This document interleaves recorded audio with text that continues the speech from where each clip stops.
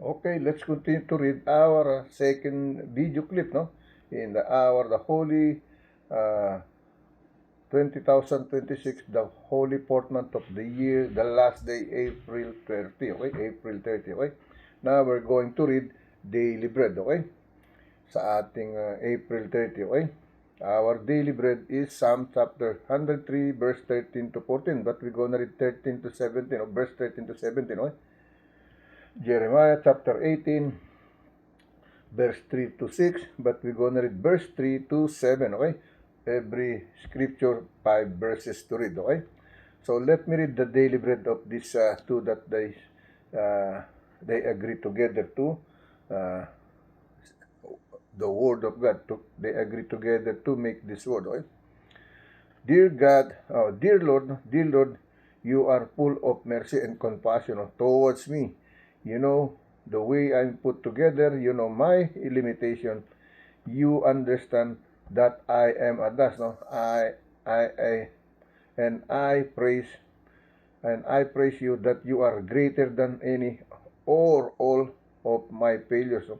That as a potter you are able to mold and remold me. I submit to your wisdom, and skill, no, and blend them into the beautiful design to praise of the glory of your grace, no. Psalm 103 verse 13 to 14, no. Jeremiah chapter 18 verse 3 to 6, okay? Hmm? Hmm? So let me read you for the second time. No? Dear Lord, you are full of mercy, no, and compassion, no, and compassion towards me. You know me. You know the way I put together. You know my limitation. You understand that I am a dust, no? All of us, no? We are the dust, no? And I praise you that you are greater than any any or all of my failures, no? That as a potter you able to mold and remold me, no? As I admit, as I submit to your wisdom and skill and blend them into the beautiful design that praise of the glory of your grace. Okay? Sa grace, kanyang blessing, no? Pagpapala, no? Psalm chapter 103, verse 13 to 14, but we're gonna read verse 13 to 17, okay? And then Jeremiah chapter 18, verse 3 to 6. We're gonna read verse 3 to 7, okay? Now, let me read in my language, no? My international language in my country, Tagalog. Day 13, ika-30 na araw. Mahal na Panginoon, no? Ikaw ay puno ng awa, no? Puno ng awa, no? Compassion, no? Mercy, okay? Puno ng awa, no? At habag sa akin, no? At habag sa akin. Alam mo kung paano ako pinagsama-sama, alam mo kung ano ang aking mga limitasyon, na uunawaan mo ako ay alabok at pinupuri kita na ikaw ay higit na dakila kaysa anuman o lahat ng aking mga kaibigan na bilang isang magpapalayok ay nagawa mo akong hubugin at muling hubugin, no? Habang ako ay nagpapasakop sa iyong karunungan at kasanayan at pinaghalo ang mga ito sa isang magandang desisyon, no?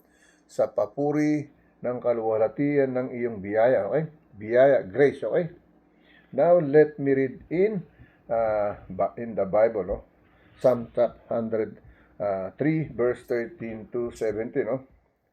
Like as a father, no? Like as a father pitted his children. Like as a father pitted his children. So, so the Lord pitted them that fear him. Okay, verse 14, no? For he knoweth our frame, that remember that we are a dust. No? Verse 15, no? As for men, his days are as grass, as a flower in the field, so he flourisheth, no? He flourished, no? Verse 16, no? The wind passeth over it, no? It is gone, no?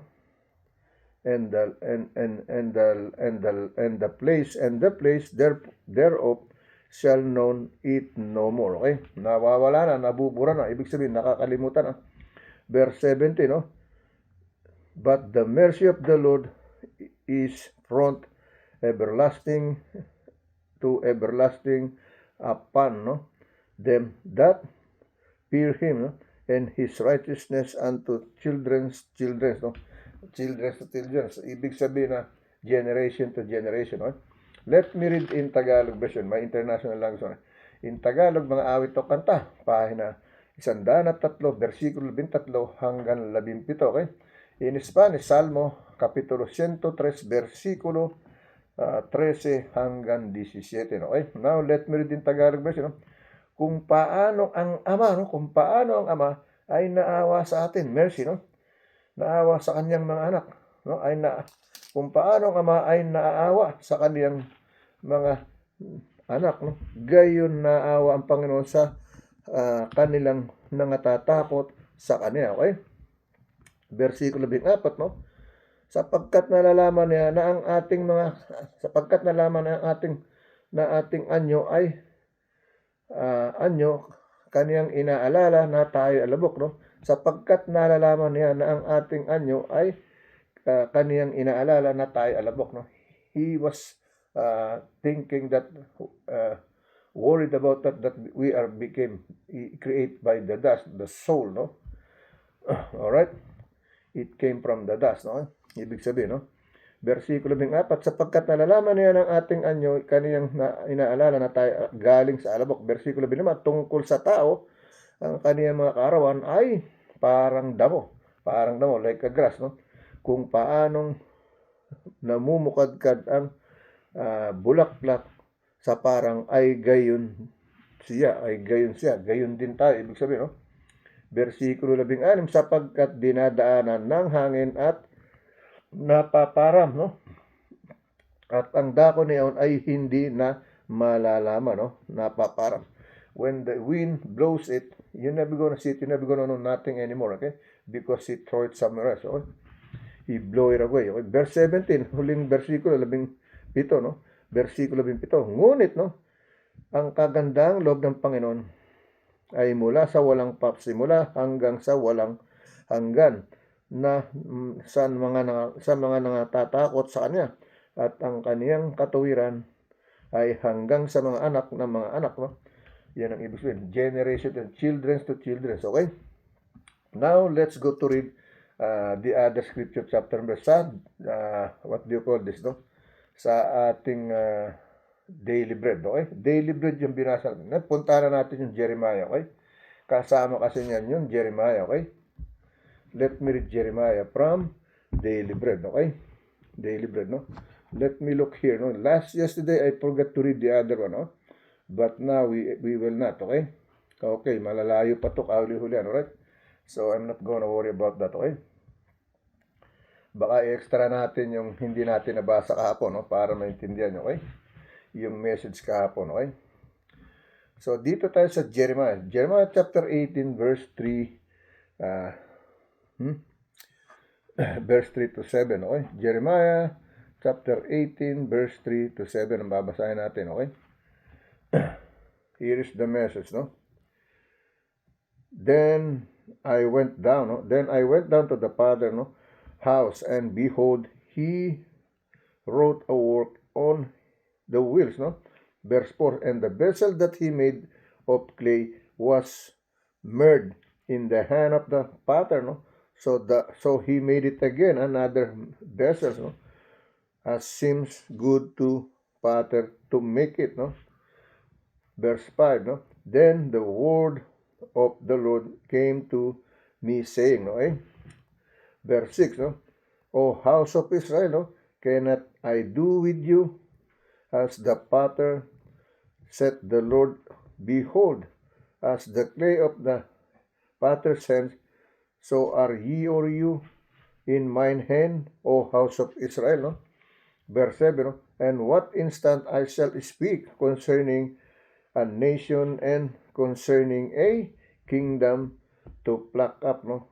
To fulfill, to pull down, no? To pull down and to destroy it, no? To pull down and to destroy it, okay? That's it, no? So, sa Tagalog version tayo, no? Tagalog version. In English, Jeremiah, no? As Tagalog, Jeremiah, no? The only difference in English and Tagalog is the last letter, no? In English, letter H. It means to say heaven or hell, no? In Tagalog, letter S, no? Jeremiah, no? In English, salvation or savior, savior or salvation, no? In English, okay? So let me read Jeremiah, pahina 18, versikulo 3 hanggang 7, no? In Spanish, no? Jeremiah kapitulo 18, versikulo 3 hanggang 7, no? Nang magkagayoy, bumaba ako sa bahay ng magpapalayok at narito, siya'y gumagawa ng kaniyang gawa sa pamamagitan ng mga gulong, no? Gulong, okay? Tire, no?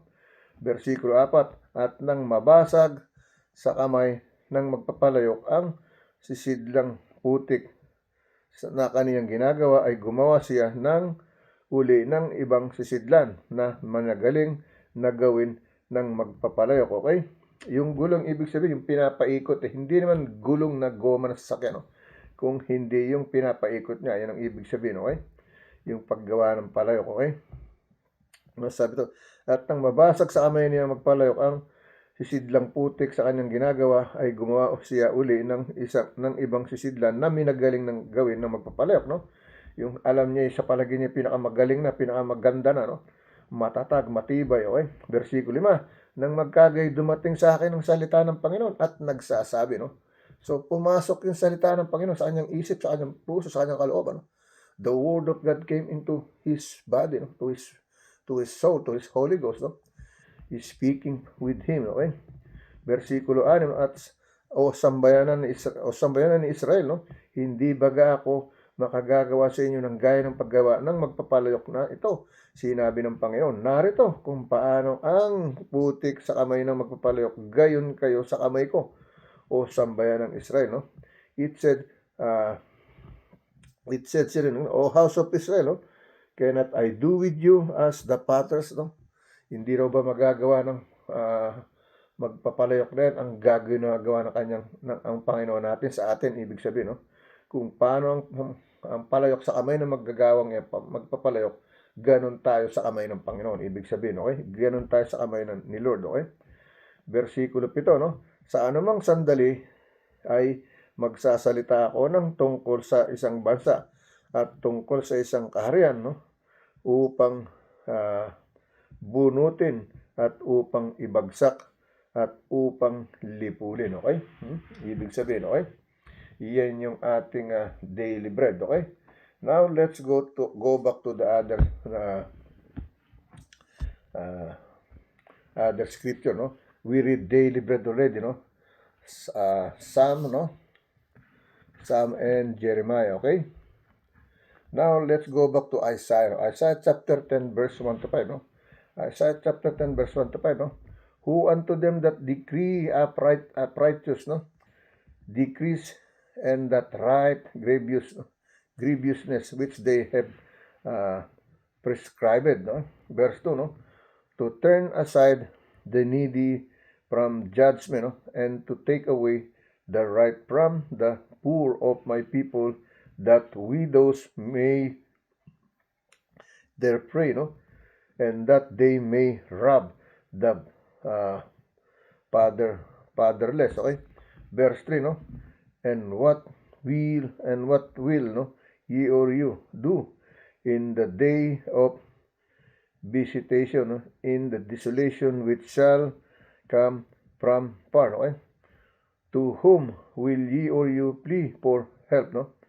And where will ye or you leave your glory, no? Okay? Verse 4, no?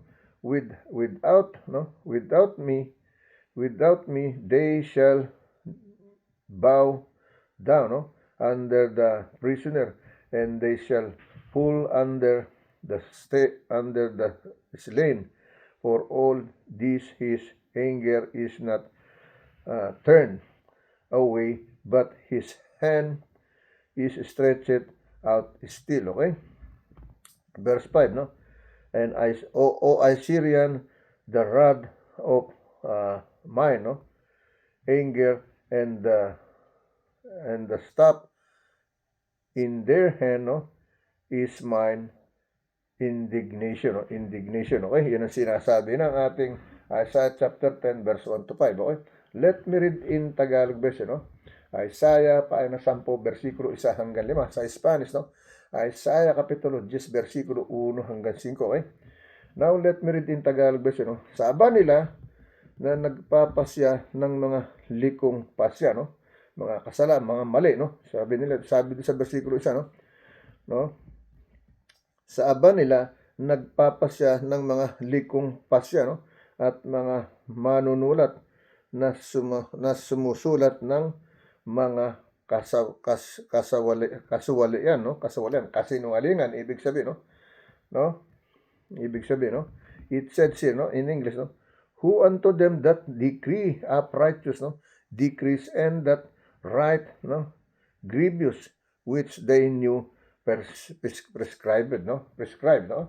Mga mali, mga kasinungalingan, ibig sabihin, okay? Not, is writing not the truth, okay? Sinasabi ito sa Tagalog. Sa aba nila, no? Nagpapasya ng mga likong pasya, no? Likong pasya, kumbaga mali. At sa mga manunulat na sumusulat ng mga kasuwalian, no? Kasinungalingan, ibig sabihin, no? Versikulo 2, upang iligaw ang kahatulan ng mapagkailangan at upang alisin ang katuwiran ng duka at aking bayan, no? Upang ang mga babaeng bao ay maging kanilang samsam at upang kanilang gawing kanilang huli na mga ulila, no? Okay? Huli at mga ulila. Okay, versikulo 3. Ano ang inyong gagawin sa araw ng pagdalaw at kagibaan ng manggagaling sa malayo, no? Sa kanino kayo magsisitakas upang kayo'y tulungan, okay? At saan ninyo iiwan ng inyong kaluwalhatian, okay? Ibig sabihin yung kapanatagan, okay? Versikulo 4, sila'y magsisiyukod na gaya ng mga bilanggo na nangabubual sa bunton ng mga patay. Sa lahat ng ito, ang galit niya ay hindi napawi, kundi ang kanilang kamay ay laging nakaunat. Okay? Versikulo 5, ito'y taga-Assyria sa napamalo. Ito'y taga-Assyria na pamalo ng aking galit, no? Sa siyang tungkod ng kasangkapan ng aking pag-init, no? Pag-iinit, okay? Galit, no? Pag-iinit, okay? Ibig sabihin, okay? Now, let's go to read the other scripture chapter verse, no? Dito tayo sa Isaiah chapter 56, verse 7 to 12, okay? Isaiah chapter 56, verse 7 to 12, no? Here is the message, no?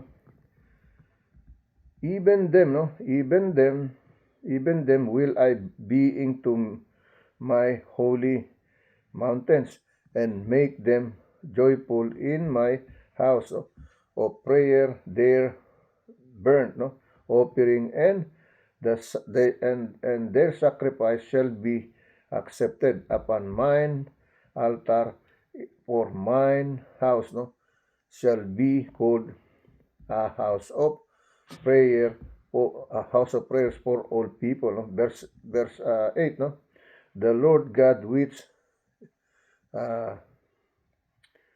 gathereth, no? The Lord God which gathereth the outcast, no, of Israel said, no? At sabi ng verse 8, no? The Lord God which gathereth the outcast of Israel, no? Said, no? Yet will I gather them, no? Sabi no, yet will I gather others to him, no? Besides those that are gathered unto him, okay? Verse 9, no? All ye or you beasts, no? As the field come to devour, all ye or you beasts in the forest, no? In the forest, okay? Verse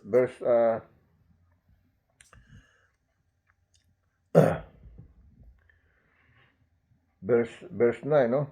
Verse 10, okay? Verse 10, okay? Here is the message, no? Verse 10, no? His watchmen are blind. His watchmen are blind. They are all ignorant. They are all dumb dogs, no? They cannot bark, no? Sleeping, lying down, loving to slumber, okay? Slumber, loving to slumber, no? Verse 11, no? Yea, they are greedy dogs, no? Which can never have enough, no? And they are shepherds, and they are shepherd not they are shepherd that cannot understand, no? They all look to their own way, no? Every one for his gain, no? For everyone for his gain from his quarter, okay? Verse 12, last verse, no? Come ye or you, no? Say, no? Say they, no? I will fetch wine, no? I will fetch wine, and we will fill ourselves with strong drink, no? And tomorrow shall be as this day, no? And much more abundant. Okay, yan ang sinasabi, no? Okay? Nag-struggle yung mata. Why? The letter is blurred, no? It's not clear like the other. I mean, it's not clear to read, okay? Because the print of this book is not really perfect, okay? There is a clear one. The ink is clear and there's some blurred, no? Maybe they still printing. They didn't realize the ink is less already, okay? That's the way it is, okay? But here I am, no? Still reading, no? Sacrifice to serve the Lord God. And He knows what I'm doing, no? And He helped me to be very clear to read on my eyes, no? But little by little, okay? Here is in Tagalog version, no? Tagalog version ng Isaiah, no? Pahina no? Isaiah pahina 56, versikulo 7 hanggang 12, okay? 7 to 12, okay?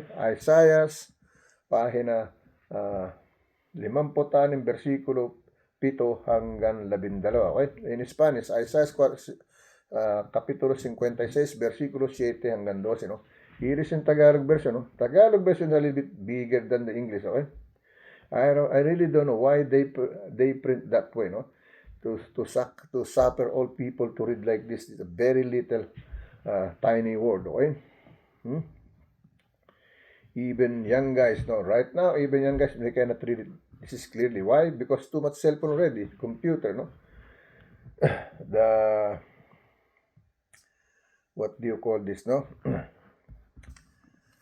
I forgot to say it in about the phone, no? When you look for it, no? The contrast is really something, okay? Alright, it hurts our eye, no? And then we're going to read something like this is really something, okay? But let me read in Tagalog. Isaiah kapitulo 56, versikulo 7 hanggang 12. In Spanish, Isaiah kapitulo 56, versikulo 7 hanggang 12, okay? Sila ay dadalin ko sa aking banal na bundok, no? At pagkakatuwain ko sila, no? Sa aking bahay na nadalanginan, no?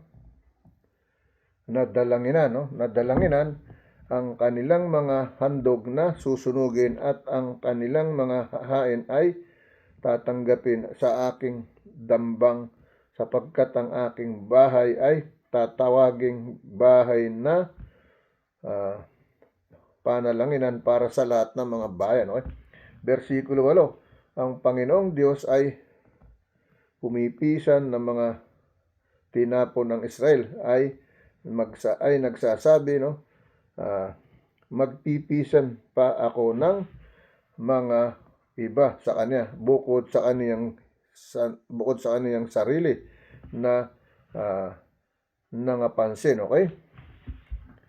Bukod sa kanyang sarili na nangapansin, okay? Nakita, ibig sabihin, versikulo 9, no? Versikulo 9, kayong lahat ng mga hayop ay ay sa parang ay kayo'y magsisiparitong lumamon, no? Magsisiparitong lumamon, oo, kayong lahat ng mga hayop sa gubat. Okay? Versikulo 10, ang kaniyang mga bantay ay bulag, nilang lahat ay walang kaalaman, silang lahat ay mga piping aso, no? Sila'y hindi nakatatahol, no?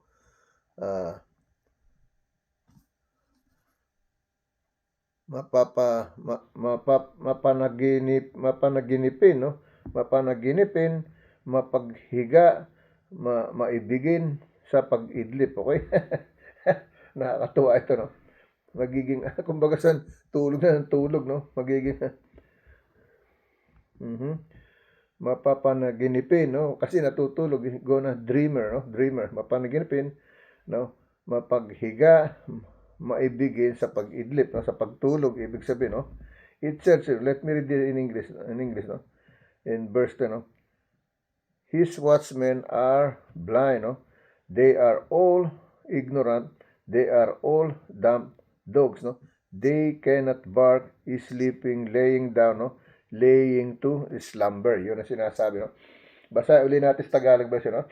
Nakakaaktuang basahin, no? Ang sabi rito sa versikulo 10, no? Ang kaniyang mga bantay ay mga bulag, no? Silang lahat ay walang kaalaman. Silang lahat ay mga piping aso. Sila'y hindi makatahol, no? Mapanaginipin, no? Mapaghiga, maibigin sa pag-idlip, no? Nakakatulog, okay? Versikulo 11, no? O ang mga tao ay matakaw. Sila'y kailanman ay walang kabusugan, at ang mga ito ay mga pastor na hindi nakakaunawa, no? Sila'y sinasabi, sila'y mga pastor na hindi nakakaunawa, sila'y mga sila ay nagsilikong lahat sa kanilang sariling daan na mula sa lahat ng dako. Bawat isa ay kaniyang pakinabang, okay? Yun, ibig sabihin, no? Nagsasamantala. Yan ang ibig sabihin niyan, okay? Ano? Basahin ulit natin versikulo 10, no? No? Versikulo 10, no? Ang sabi rito, no? Versikulo 11, no? Verse 11, no? It says here in English, no? Yes, they are greedy dogs, no? They are greedy dogs which can never have enough, no? And they want shepherds, no? They cannot understand. They all look to their own way, no? Every one for his gain, no? From his quarter, okay? Yan ang sinasabi, no? In Tagalog, no? O mga aso at sabi rito, no? O mga aso na matatakaw, sila'y kailanman ay walang kabusugan, no? Walang kasiyahan, no? Walang kasiyang laging nagnanasa, okay? Walang kabusugan, no? Ang mga ito ay mga pastor na hindi nakakaunawa, sila'y nagsilikong lahat sa kanilang sariling daan na mula sa lahat ng dako. Bawat isa sa kanya ay pakinabang, no? Ibig sabihin, lahat ng pupunta niya, pakinabang. Yan ang mangyayari, no? Naghahanap, okay? Versikulo 12, no? Kayo'y magsiparito, sabi nila, ako'y magdadala ng alak at magpatid uhaw, no? Tayo at matapang na inumin, okay? At bukas ay magiging gaya ng araw na to, dakilang araw na walang kapantay, okay? Magiging dakilang araw walang kapantay, okay? Ibig sabihin, okay? Alright, let me go to read in other scripture chapter and verse, no? Dito tayo sa Matthew, okay? Now we're going to Nuevo Testamento na, okay? Nuevo Testamento, okay? Here we go to read Matthew, no? One more verses and then we go to our third video, okay? One more verses, no? One more scripture, no? Matthew chapter 10, verse 38 to Matthew chapter 10, verse 38 to 42. Okay? Here is the message, no? And he that taketh not his cross, no, and followeth after me, is not worthy of me, no? If I'm not doing this, I'm not taking my cross, no? This is my cross, no? It says, live like me, walk with me, take your cross, and follow me. This is the real cross, no? The real cross is not because you do this, you do that, you work this. The real cross is here, no? Take our cross, no? Read every day, no? Try to read every day, no? Feed our body and soul, no? With His holiness, with His righteousness. Feel the Holy Spirit of Him. To all these children has been watching you. He's been watching Him, not me. I am here because of Jesus, not by myself, Lord God. I know you're here with me. Please touch the heart of all these people who's been watching you. From president to the lower civilian person, from rich to the poor, Lord God, whether they're good or bad, Lord God, touch their heart and mind, open their soul to let in your Holy Spirit to dwell it in our inner person, women or men, Lord God. That's the way it is, Lord. You are here because of me. You saved me, and you try to save other people in the way you use me and the way I spread your gospel word, that your precious glorious word of God from your holy book of Bible. Okay? Now let me read to Matthew, no? Matthew chapter 38, verse Matthew chapter 10, verse 38 to 42, no? And he that, no, and he that taketh not his cross, no, and follow it after me, is not worthy of me. Okay? Verse 39, no? He that findeth his life shall lose it, no? And he shall lose it, his life, for my sake shall find it. Okay? Halimbawa na like Charlie James here, no? He lost his life, no? But he find his life on the other way, no? On the other life over there. He was there already, like a jet there going in heaven, because he lived like Jesus Christ, no? He spread the gospel word of God, no? Like our president, no? Lived like Jesus Christ, no? He walked on his walk. He lived like Christ, no? And he take cross and follow him to be there in the kingdom of heaven. That's the way it is. Healthy, wealthy to our president, that's nothing anymore. He's not dying for that anymore. All he wants is to serve us, no? To make it save the world. That's it. Okay? Why is he doing this? By this, it's there as a human being. That's why, no? So you have to answer what they created. No, they created killings. They created this and that. Of course, they're gonna harvest the same thing because that's the one they plan in the earth. Okay, that's the way it is. No. So let me read verse 39. No. And he that findeth, no, his life, no, shall lose it, no, and he that loveth his life for my sake shall find it. Verse 40.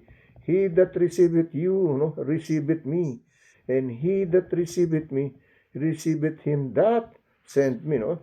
Verse 41. No, he that receiveth a prophet in the name of the prophet shall receive a prophet reward, no, and he that receive righteous, no, men in the name of the righteous man shall receive a righteous man's reward. Okay? Verse 42, last verse, no? And whosoever shall give to drink, no, unto one of this little one a cup of a cold water, no, only in the name of the disciple, verily, no, I say unto you, he shall in no wise, no, lose his reward. Okay? Lose his reward. Hindi mawawala yung reward sa kanya. Okay? Basahin let Mateo pa ng 10 versikulo 38 hanggang 42. Okay?